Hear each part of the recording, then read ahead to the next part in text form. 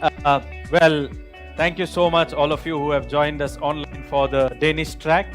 And I'm sure that some of you have found some solution which you can use, and you could connect with any of these companies. All you need to do is look for the ICDK Center in Bangalore, reach out to them, or you can follow our social media pages on LinkedIn, and we have tagged most of these companies there. So if you want to make some inquiry, you can reach out to them.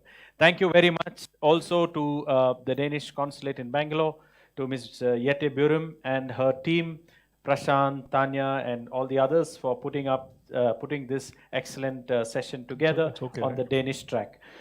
Now we move to the last part of today. We have not done so well on time, a little bit long, but last day we took that liberty. We move now to the Coffee with Startups part for the third day, which is linked to the Expo. Today we have a very special guest to introduce to us the key startups which are relevant to day 3 and the topic of day 3. We have with us Deva from Sales Mafia, but apart from being a part of Sustainability Mafia, he is also an accomplished leader who has co-founded and led 2 successful technology startups and a successful research group for IBM Research in India. He has been granted 19 US patents and has published more than 50 papers in top academic venues. And he is well connected across the world in the US, in Europe, and also in India. Now he is here in India and based in Bangalore, and he also mentors startups and helps many of them to plan their growth, especially tech startups and deep tech startups. Because many startups, because not having access to the right advice at the right time, might end up somehow closing or folding. And this is something that should not happen. And therefore, we have somebody like Deva, which we also are very happy to be here with us at Jess Confluence to present the other startups. It's great that he's already mentoring some, and he has bandwidth to mentor more. So if any of you want to reach him, you can reach him later. In the world of Google, it's easy to find someone. And we will also tag him on our social media pages. So now for the last part, where he will introduce a few of the startups which are selected for day 3's theme, I hand over the floor to Deva and take it. Deva, all yours. Yeah, thanks, Jose, for such a kind introduction. Is it okay? Okay. My name is Deva P. Sitaram, as Jose introduced me. And thanks to GES Confluence for inviting me to present this startup. To be honest, it feels great, with in an event like this. And these folks have come up with something called the Phygital, partly physical and partly digital. It's very innovative in this current difficult times. It's good to see people. It's good to see AV people being engaged. It's really great. Thanks once again. I'm here representing Sustainability Mafia. Sustainability Mafia is a group of companies or a platform that was founded by Arjun Gupta of Smart Joules and Ganesh Shankar of FluxGen. What they do is they provide a platform and an ecosystem for startups which are working in the climate tech space, in the sustainability, technology for sustainability, technology, design, and any kind of solutions that help address the climate change issue, right? So it's a brilliant group of people and doing great work and a very, very relevant work in the current context. So I will start. Okay. So the first company that I am presenting is Urja Energy Services, Energy Engineering Services. Urja in Hindi means energy.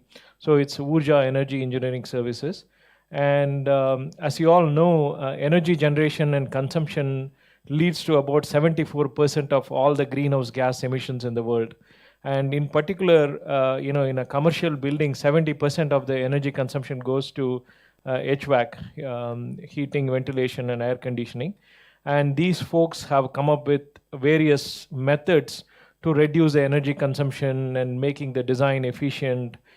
They use anything like radiant cooling, geothermal cooling, etc. And they have also been recognized by World Wildlife Fund Climate Solver Award and the top 50 influential leaders in solar energy, etc. And the person whom you can contact is Madhusudan, and his contact information is on the right side of the slide. Right. And next slide.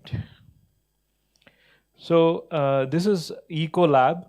The WEF estimates that construction industry is responsible for 40% of the global CO2 emissions. And as you know, right, the urban population has started exceeding the rural population in the world in the last 10 years or so. So there is more and more construction going on, especially in places like India and China, whether it's infrastructure construction like subways, metros, and commercial buildings, etc. So it's very, very important that construction becomes sustainable and environmentally conscious. So Ecolab is leading this effort, and they have done a lot of designs in this space. And as they estimate, a community of 10 homes can prevent about 100,000 kilograms of carbon dioxide emissions. And they target both the B2B and B2C segments. And their contact is again given here, Arundhati and Anamika, and their email address is also on the slide. Yeah, the next one. The third one is the Smarter Dharma Sustainable Solution. So what they do is, like, you must have heard about enterprise resource planning software like SAP, for instance, right? In an organization, there are many different resources that are being used, and you have to optimize the cost and optimally allocate the capital and resources for various projects that are going on. And the Smarter Dharma have taken this to the sustainable approach. That is, how can you create a sustainable resource platform, SRP, for different resources that are used in the construction and the real estate industry. So they provide all the resources.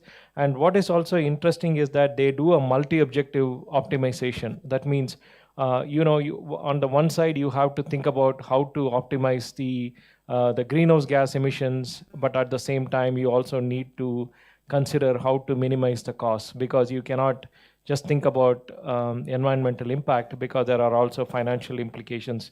They have come up with clever mechanisms to optimize on both the sides, right? And so again, Sriram is a contact point for Smarter Dharma, and his email address is there. I think there is a typo in the slide. It's not Madhu at Urja, but probably, as Joe said, you can do a Google search and LinkedIn find them actually, right? And the next company is Fluxgen. Ganesh Shankar is a contact. As I mentioned, he is one of the founders of the whole sustainability mafia. And as you know, water is becoming an extremely important problem. And there is only 0.01% of the whole water volume in this world is fresh water. And because of the climate change, water is becoming an extremely important issue, and in particular, it is becoming an important risk also to the industries. And I was reading recently that on Wall Street, they are going to be hedging on water. Like, let's say if your company depends on water supply, they are going to assess the risk your company faces because of the shortage of water or the cost of water, etc. Right? So the Fluxgen, what they do is they have developed a platform called Aquagen that they use to help industrial consumers understand where the water is being used and how to reduce the water usage, how to reduce water wastage, etc. It's an IoT and data analytics based platform, and they are already working with many companies, including Amazon, Indian Railways, Britannia, etc., and their work also has been well recognized. And the next one is Indian Centrifuge Engineering Solutions. This company has been around for almost 30 years. It was started in 1991, and they have been focusing on centrifuge. As you know, centrifuge can be used to separate fluids from solids and fluids from fluids using the centrifugal force. And now they have started, one of the main problems that is really impacting in Indian living conditions. They are focusing on bio toilets and how to do, how to make it sustainable and hygienic for the Indian condition. And they have 20 years of engineering expertise, and they are saving more than 200 million liters of water every year through the various products that they have delivered to their customers. And their contact is Sambhunath Sashikumar, and his contact information is on the slides.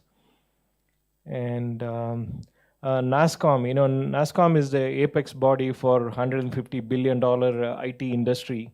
And as you all know, for India, IT exports is one of the major sources of revenue. And Indian IT companies work with many leading companies around the world. And so recently they have started, a specialized center of excellence on IoT, so that they can help startups, in terms of innovation, in terms of providing advice, and they also connect the startups to established companies and give them a path for scaling and give them a path for business opportunities.